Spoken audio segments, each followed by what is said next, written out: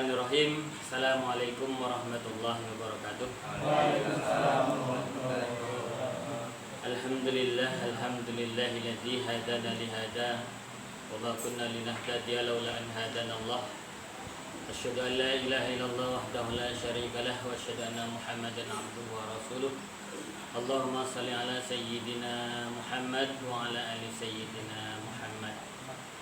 Hadratul muhtaramin, bapak-bapak, ibu-ibu yang dimuliakan Allah Subhanahu wa taala.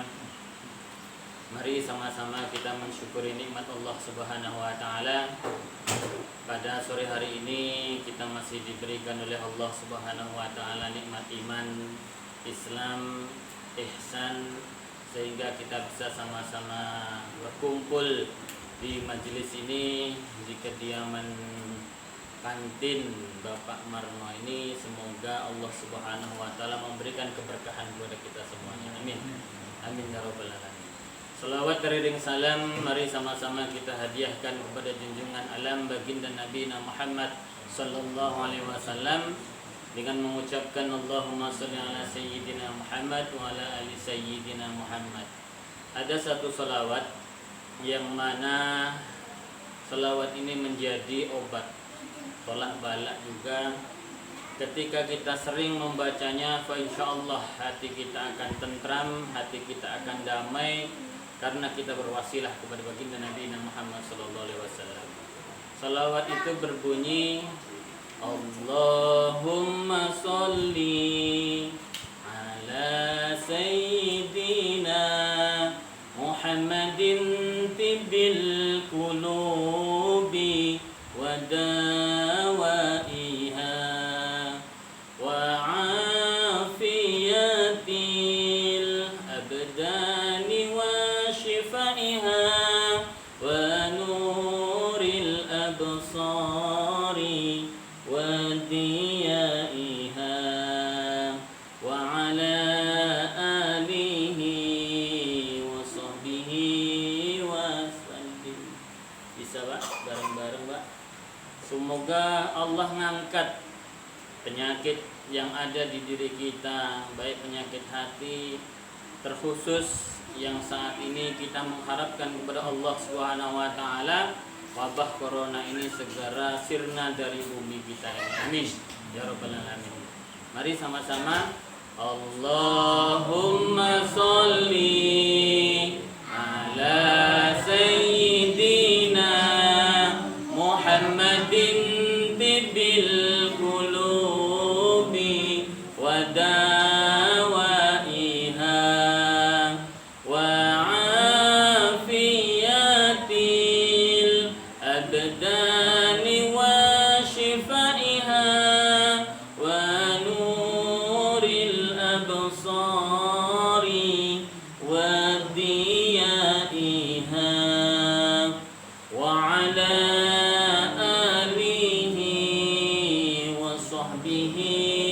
ajma'in. Salawat ini disebut salawat tibbul qulub. Jadi baginda Nabi Muhammad sallallahu alaihi wasallam adalah hambanya Allah yang dicintai dan dikasihi oleh Allah.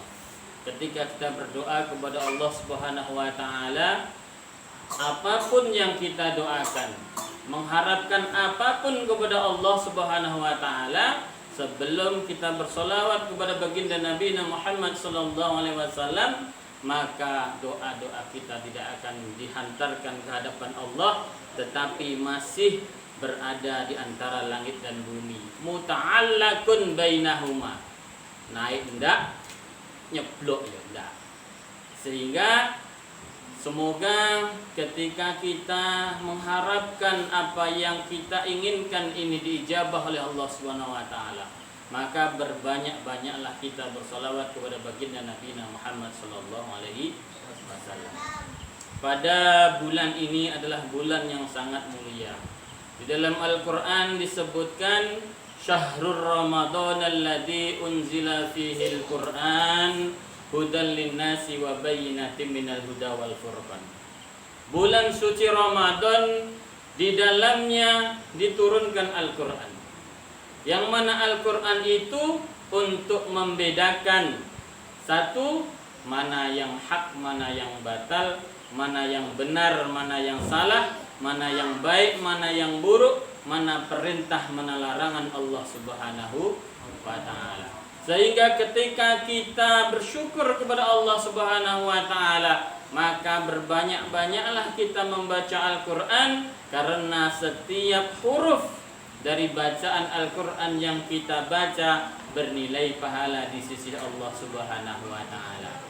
Kaum muslimin jamaah berbuka puasa dari PDR APP yang dimuliakan Allah Subhanahu wa taala, di dalam bulan yang mulia ini Al-Qur'an adalah pedoman hidup kita. Ketika kita jauh dari Al-Qur'an, maka kita akan jauh dari Allah Subhanahu wa taala. Tetapi kalau kita dekat dengan Al-Qur'an, maka kita akan tahu mana yang diperintahkan oleh Allah, mana yang dilarang oleh Allah Subhanahu wa taala. Kita diperintahkan untuk berpuasa. Mana dasarnya? Ya ayyuhalladzina amanu. Dipanggil hanya orang-orang yang beriman. Yang ndak iman ndak blas.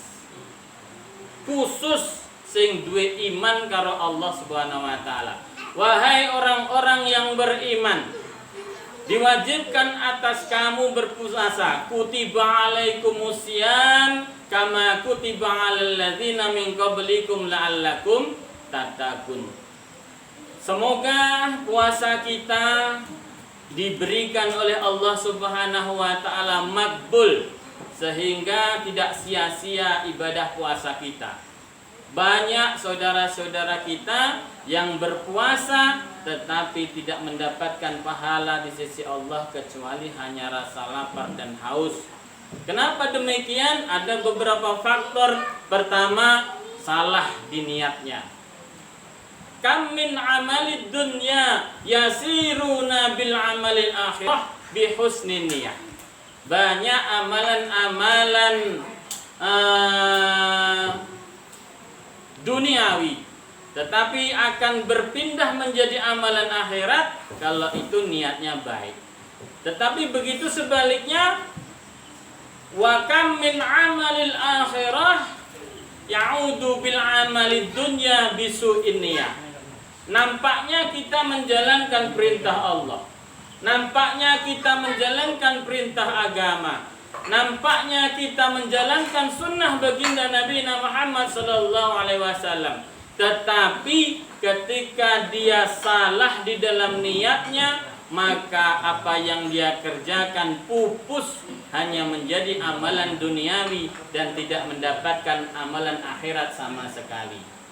Contoh, orang yang berpuasa tetapi ketika dia berdusta, maka amalan puasanya tidak diterima oleh Allah Subhanahu wa taala akibat dustanya yang dia lakukan. Walaupun dustanya itu sebenarnya adalah menzolimi dirinya sendiri.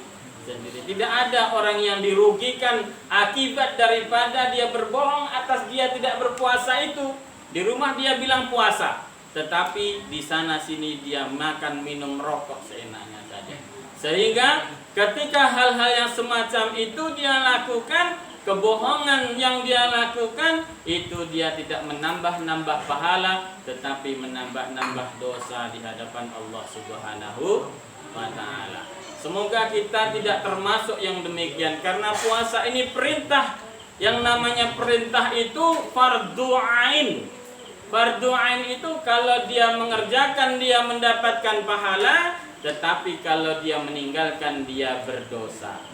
Sehingga bersyukurlah kita kepada Allah Subhanahu wa taala, menjadi orang-orang hambanya Allah Subhanahu wa taala yang takut kepada Allah, takut akan dosa-dosa yang akan ditimpakan kepada kita oleh Allah Subhanahu wa taala, takut nanti akan dimasukkan ke dalam nerakanya Allah Subhanahu wa taala. Karena kalau tidak ada ketakutan kita terhadap yang demikian itu, maka sulit bagi kita untuk mendapatkan keikhlasan kita untuk beribadah kepada Allah Subhanahu wa taala. Jangan dikira Orang yang takut masuk neraka itu amalnya tidak ikhlas. Ikhlas karena banyak dari para alim, para ulama yang menyebutkan ketakutan seorang hamba kepada Allah Subhanahu wa taala karena takutnya dia ingin mendapatkan ridhonya, maka dia disebut orang yang ikhlas di dalam kehidupannya. Orang yang mengharapkan surga, dia juga mendapatkan pahala di sisi Allah Subhanahu wa taala, dan insya Allah walaupun dia ada hujjah, ada harapan, tetapi insya Allah hujjahnya, keinginan itu juga bisa menjadikan hiroh keinginan dia ini ditambahkan oleh Allah Subhanahu wa taala, sehingga kita tidak hanya bahagia di dunia, bahagia di akhirat. Amin ya rabbal alamin. Dua perkara yang terakhir saya sampaikan, kebahagiaan kita ketika berpuasa ini hanyalah dua.